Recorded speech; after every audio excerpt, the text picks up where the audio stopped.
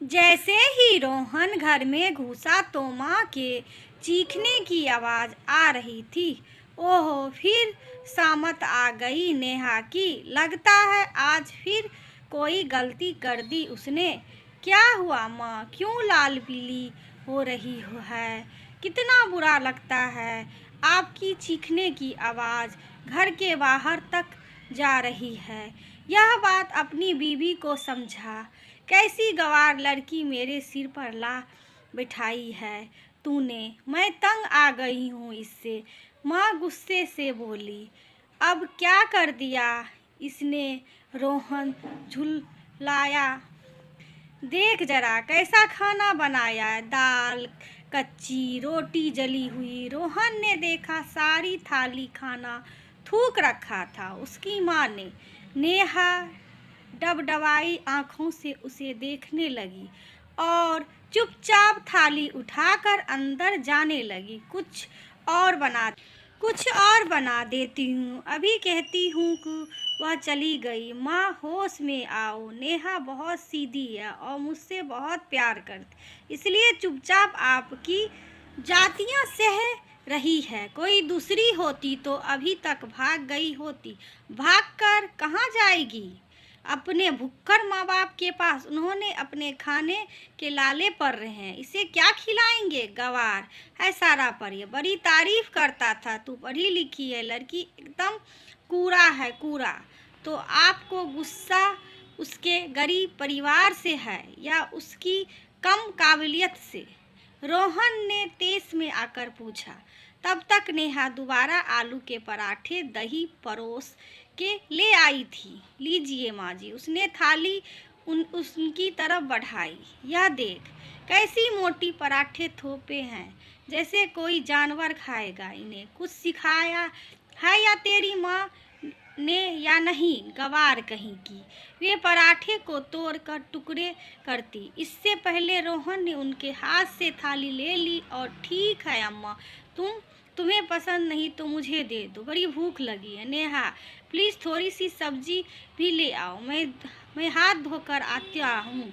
अभी माँ बरबरा रही है। रोहन स्वाद लेकर पराठा खाता रहा।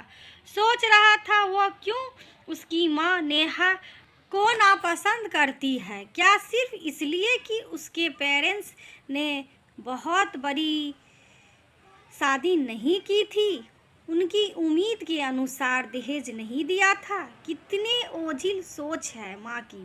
वह लज्जित हुआ यह सोचकर। कोई तेज तरार लड़की होती तो बता देती। उन्हें जुबान चलाने का नतीजा अगले ही साल माँ ने रोहन के छोटे भाई अनुज की शादी अपनी मनपसंद से एक लड़की, उच्च घराने की लड़की मेनका के साथ कर दी। मेनका बहुत ही सुंदर थी, अमीर माँ बाप की इकलौती बेटी थी। खूब दान दहेज लेकर लाई थी। संग में माँ की खुशी का ठिकाना ना था। अपनी सहेलियों के आगे दिन रात प्रदर्शन करती। कभी उसके लाए गहनों का जिक्र होता तो कभी उसके घर से लाए तोहफों का। मेनका भी समझ गई थी कि अपनी सास का लालच और खुद को मिलती इज्जत के कारण धीरे धीरे उसने भी अपनी गुनी भाभी नेहा को सताना चिढ़ाने में मज़ा आने लगा। वे शुरू में सास का साथ देती थी। जब भी वे नेहा की बुराई करती, वह आग में घी डालती और मज़ा लेती। लेकिन जल्द ही वे खुद अपनी सास को भी नियंत्रित करने लगी थी। उसने यही देखा था, यहाँ जब भी सास गुस्से होने लगे तो उसके आगे कोई महंगी चीज़ मुंह पर मारो और उसकी बोलती बंद कर दो। दिन और बढ़े तो उसकी जुबान भी खुलने लगी और आए दिन अपनी सास को भी खरी खोटी सुना देती। उसकी सास अक्सर नेहा को डांटती थी। जब भी कोई बच्चा बीमार होता तो नेहा उसे रोहन को पकड़ाती। वे झट करती, हमारे 10 बच्चे हुए, हमने तो कभी तुम्हारे ससुर को परेशान नहीं किया। आजकल की औरतें को देखो, हर बात पर पति की हेल्प चाहिए। एक दिन उसने तेज में मेनका को भी डांटने लगी। मेनका का गुस्सा 7वें आसमान पर पहुंच गया। अम्मा जी, मुझे नेहा भाभी समझने की भूल मत करना। आप मैं घर की ईंट ईंट बजा दूंगी। अगर किसी ने मुझसे पंगा लिया या मुझे कुछ भी कहा, जानती नहीं, मैं 3 गाड़ी भरकर सोने लाई थी अपने मायके से।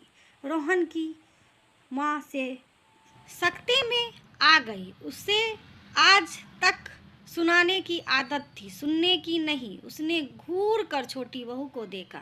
मेनका चिल्लाई, ज़्यादा घूरिए मत, अनुज से कहकर आज ही मैं अलग घर में रहूंगी। यहाँ तो अजीब गवार लोग हैं, जीने ही नहीं देते चैन से।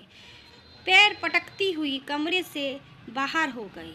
रोहन की माँ को आज पहली बार एहसास हुआ कि किसी गवार कह देना कितना सरल होता है, पर खुद के लिए गवार सुनना उतना ही अपमानजनक।